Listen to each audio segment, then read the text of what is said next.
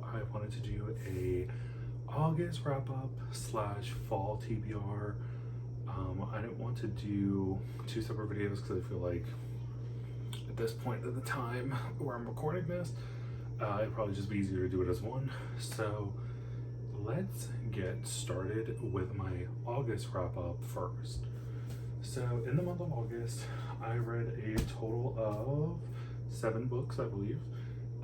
So how I began August was finishing off the Good Girl's Guide to Murder trilogy, which the second book being Good Girl, Bad Blood. I really enjoyed this novel. I was waiting for like second book syndrome basically to kick in, at least that's what I call it.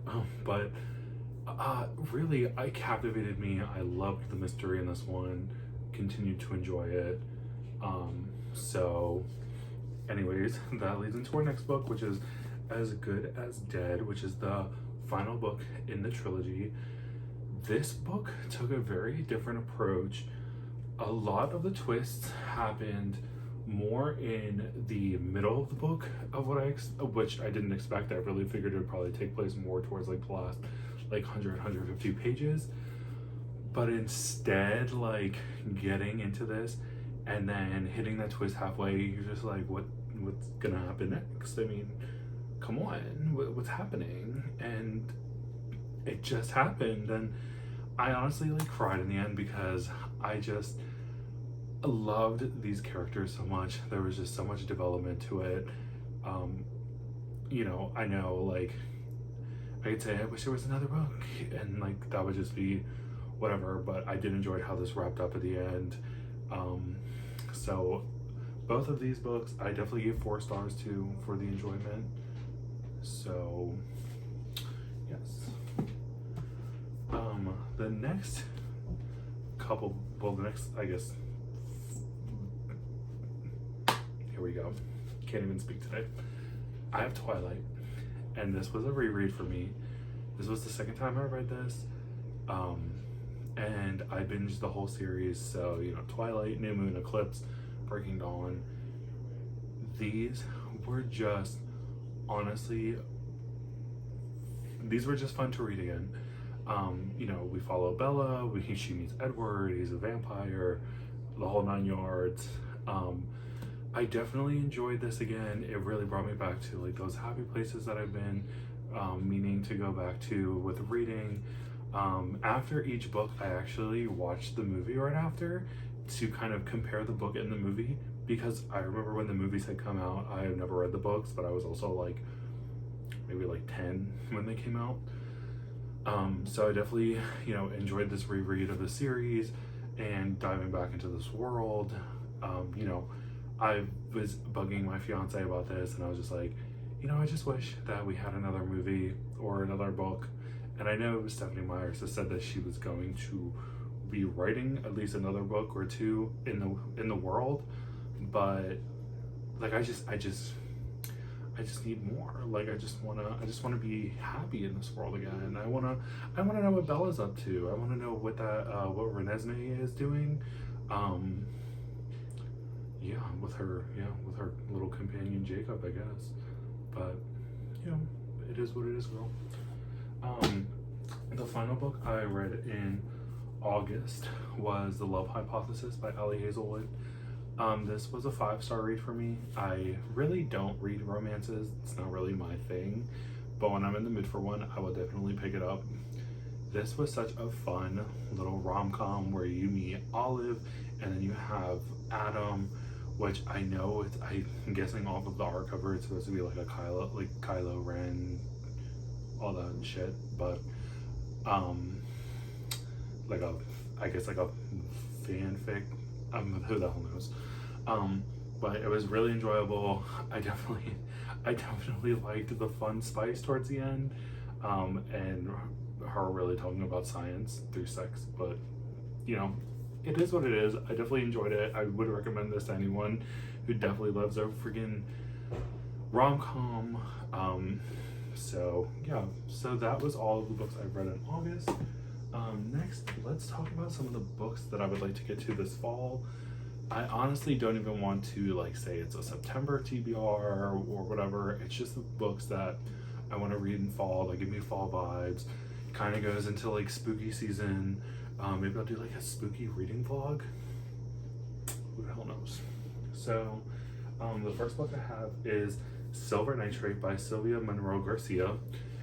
This is one of my highly anticipated books of the year.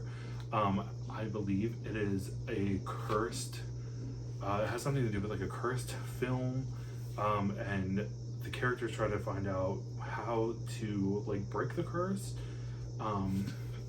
So I'm definitely excited to read this. I haven't read any more of her work, but I definitely, if I enjoy this, maybe I will pick up, like, I think she wrote Mexican Gothic, if I'm not sure. Yeah, it says it right there.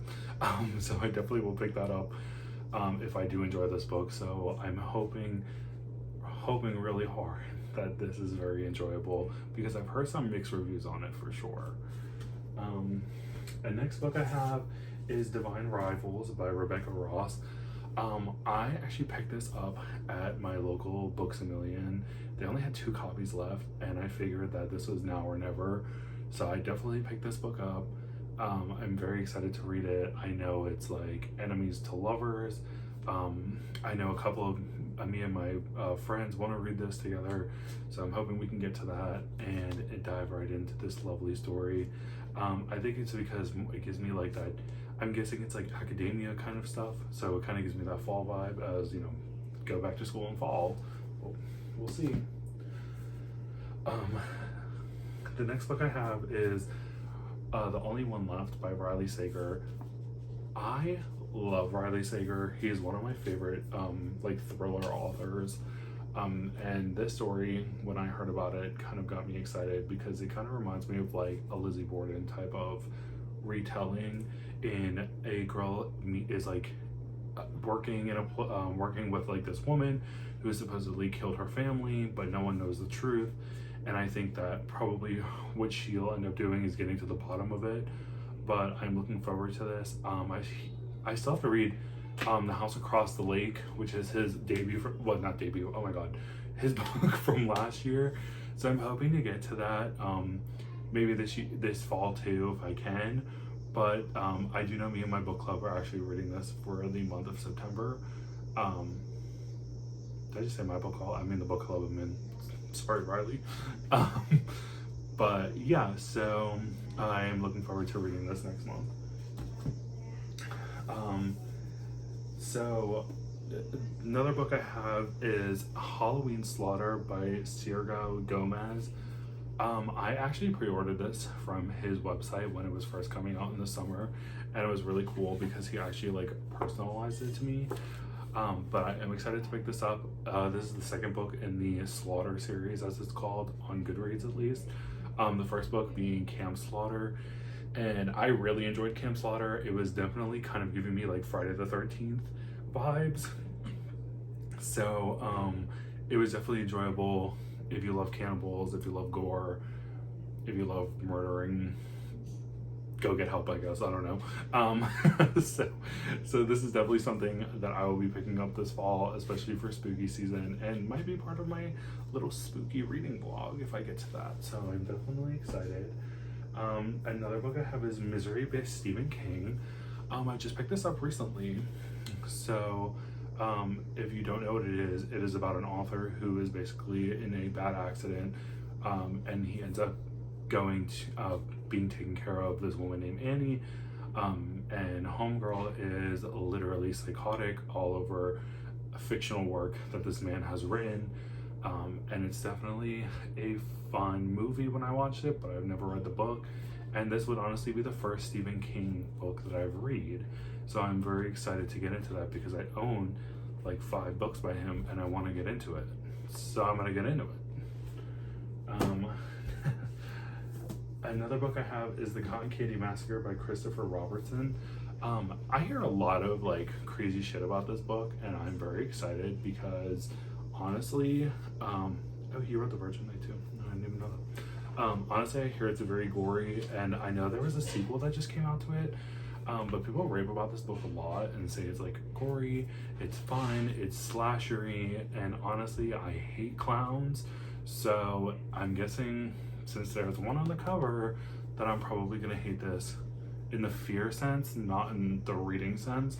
So I definitely am excited to pick this up. Another book I have is Brother by Anya Albert, or Anya Albert. Oh, sorry if I'm screwing up your name. This is about a boy who is part of a cannibalistic family. He is going to, I guess him and his family are hunting, and a girl goes missing, and I think the family ends up taking the girl in, but this man falls in love with the girl maybe. It sounds very twisted. I know Anya Albert is very good with her horror, so if this is the first book by her and I actually enjoy it, I will be picking up more books by her for sure. And the last book I have, but not, let's be honest, I mean, I'm a mood reader, so if I don't get to any of these, I'll probably get to another horror book, but I'm really holding out strong to get through these. But the last book I have is Mallrats by Ivy Tholen. And when I heard of this, this was after I read her book, Tastes Like Candy, I believe is the title.